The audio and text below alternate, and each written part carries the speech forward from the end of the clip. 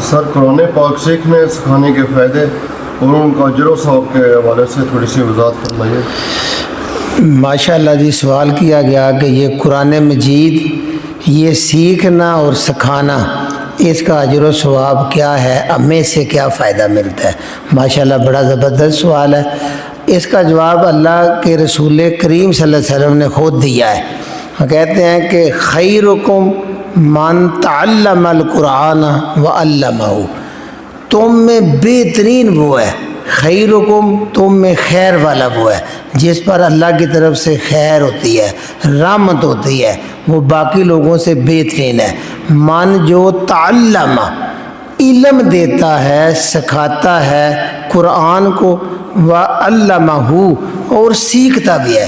اب سیکھنے سکھانے کا مطلب یہ ہوتا ہے کہ بندہ جان جائے، جیسے علم ہے نا، جان لینا، کہ جو لفظ پڑھا جائے، جو آیت پڑھی جائے، اس کے بارے میں بندہ جان جائے کہ اللہ رب العزت ہمیں کیا کہہ رہے ہیں۔